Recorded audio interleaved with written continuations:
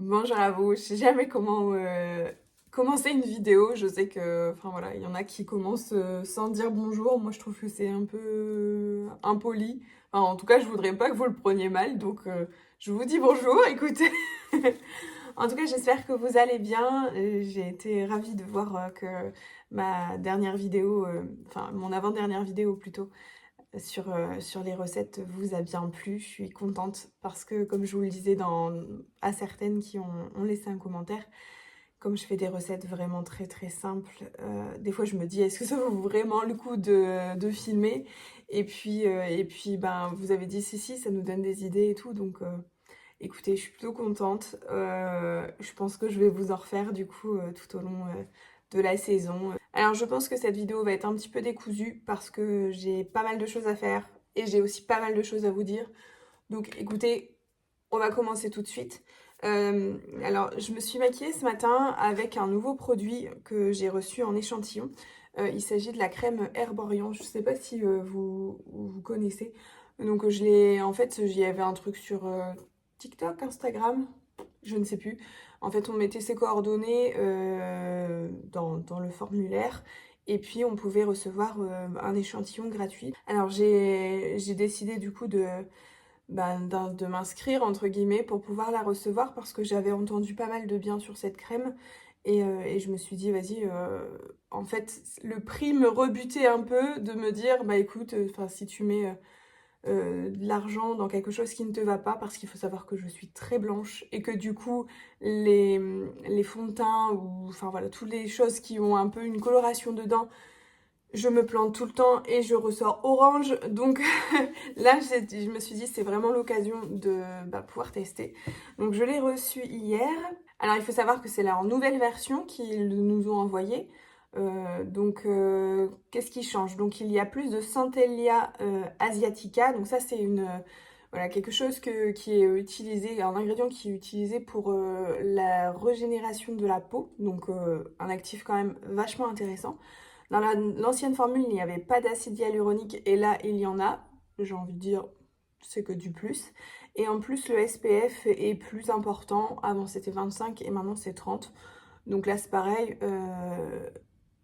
C'est bien d'avoir un SPF, que ce soit en été mais aussi en hiver, parce que voilà, les UV passent quand même derrière les nuages et tout, donc c'est que du plus. Il y a 1, 2, 3, 4, 5, 6 teintes, et donc une nouvelle qui s'appelle Porcelaine, et donc c'est celle que j'ai choisie, et honnêtement, voilà, je trouve le fini très très sympa. Je trouve que c'est très lumineux, on voit encore en transparence, ça unifie le teint, donc franchement je suis vraiment très très agréablement surprise. Alors il faut savoir que moi j'ai une peau un peu compliquée, puisque au fil de la journée ou quand j'ai une émotion forte ou quelque chose, je rougis vraiment très très facilement. Et donc bah c'est l'occasion du coup de tester aussi pour savoir si cette crème va avoir un impact aussi là-dessus. Donc écoutez, j'ai pas mal d'espoir. En tout cas l'application elle est je trouve très très facile. Et puis voilà, on a un petit glow assez sympa. Ça reste en transparence, on voit encore les petits boutons, les choses comme ça, mais moi ça me dérange pas. Au contraire, je préfère que ce soit plutôt naturel. Le tout, c'est que ça puisse cacher du coup ces rougeurs-là. Donc on va voir au fil du temps si ça fonctionne. J'aimerais bien savoir si vous avez déjà utilisé cette crème, que ce soit l'ancienne version ou la nouvelle, et puis savoir un peu ce que vous en pensez. Alors dans ma dernière vidéo, vous nous avez vu jouer à un jeu, celui-là qui s'appelle Arsenic. Donc il faut savoir que je l'ai acheté chez Noz pour 7 € et il est encore j'ai vu sur Amazon à 26 € ou quelque chose comme ça, donc ça valait vraiment le coup. L'histoire en fait c'est que un oncle de notre famille est décédé, il nous a laissé un super héritage et en fait toute la famille est réunie et certains vont empoisonner des gâteaux qu'on va prendre à l'heure du thé. Et donc le but c'est soit de pas mourir mais surtout d'avoir la plus grande tolérance, on va dire, à l'arsenic, parce que voilà, il y a donc du coup des gâteaux qui sont empoisonnés et le but c'est d'en avoir le moins possible qui sont empoisonnés.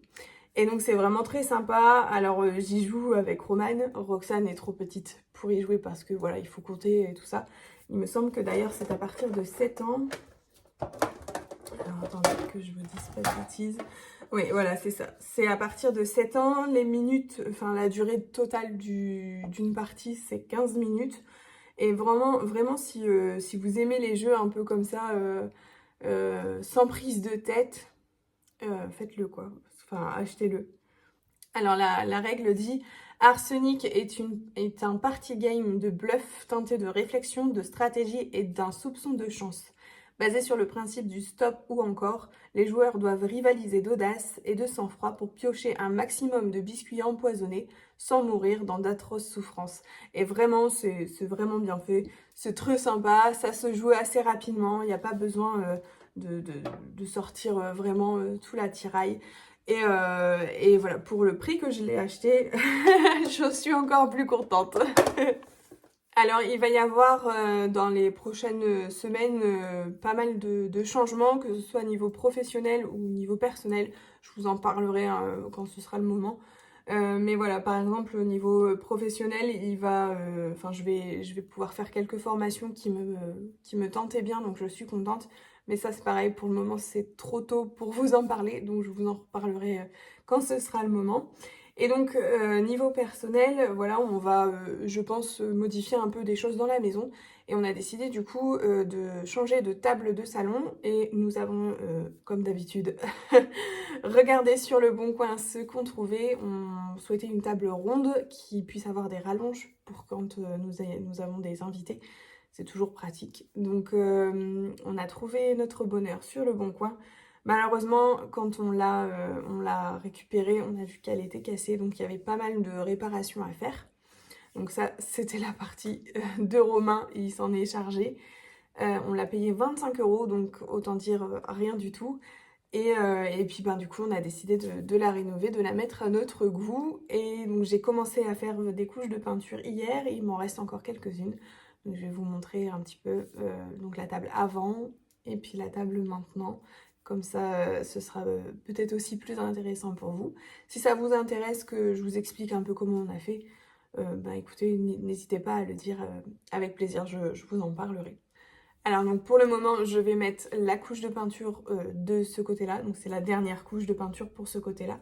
Comme ça, cet après-midi, je pourrai retourner les pièces et faire la dernière couche de peinture cette fois-ci pour l'autre côté.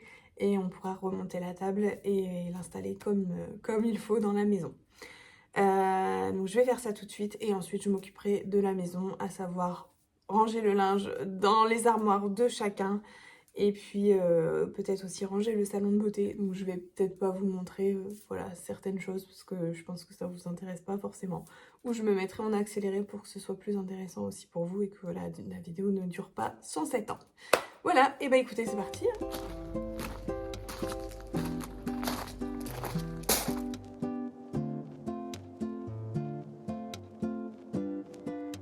D'habitude, il n'y a pas tant de linge que ça, je vous rassure. C'est juste qu'on a eu un week-end un peu chargé et que du coup, il fallait rattraper après les lessives.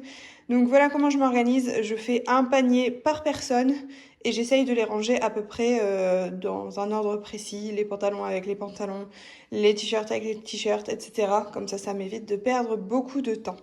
Donc on a un panier Roxane, un panier Romane, un panier pour mon amoureux et le mien. Donc écoutez, c'est parti!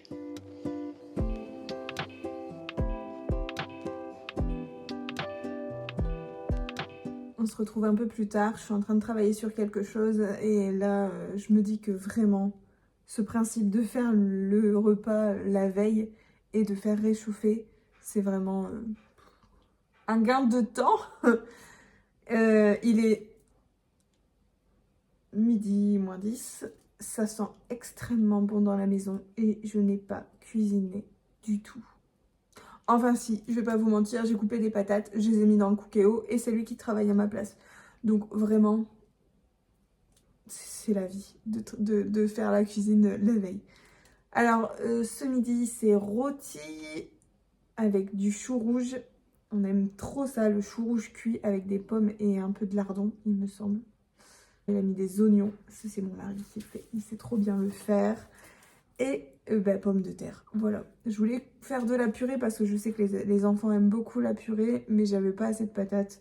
Donc je me suis dit c'est pas grave, on va les laisser entières, ce sera très bien. parce que sinon on n'aurait eu vraiment pas grand chose au niveau des portions. Donc on va laisser comme ça et je pense qu'on va vraiment se régaler. En tout cas, c'est dommage qu'on puisse pas mettre l'odeur hein, derrière la caméra parce que vous aurez senti, vous aurez dit « Ah purée, on arrive à quelle heure pour manger chez toi ?»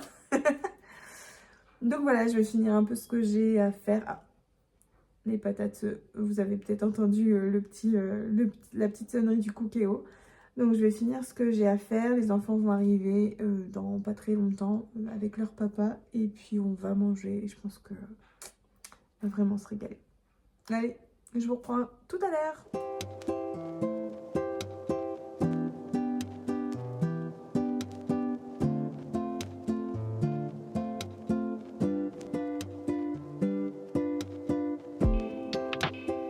Alors comme vous aimez bien mes vidéos de recettes, je me suis dit que c'était l'occasion de vous montrer un petit peu ce que je préparais pour ce midi. Donc j'ai coupé des pommes de terre en gros cubes avec du saumon fumé, pareil coupé grossièrement. Je fais revenir là une courgette dans un peu de vin blanc et de comment ça s'appelle, de bouillon de légumes. Ensuite, j'y ajouterai de la crème pour que, voilà, j'attends déjà qu'il n'y ait plus de jus pour être sûr que ça dégorge pas dans le plat après. Donc je mettrai de la crème, je viendrai les disposer dans le plat après et j'y ajouterai du comté râpé.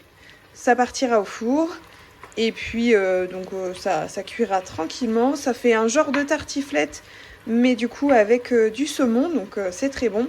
Et une fois on avait essayé avec mon mari, au lieu d'avoir mis du vin blanc, il me semble qu'on avait mis du whisky et alors ça a donné un goût vraiment très très particulier, c'était super bon. Voilà, bah écoutez, je vous montre le résultat quand ce sera cuit.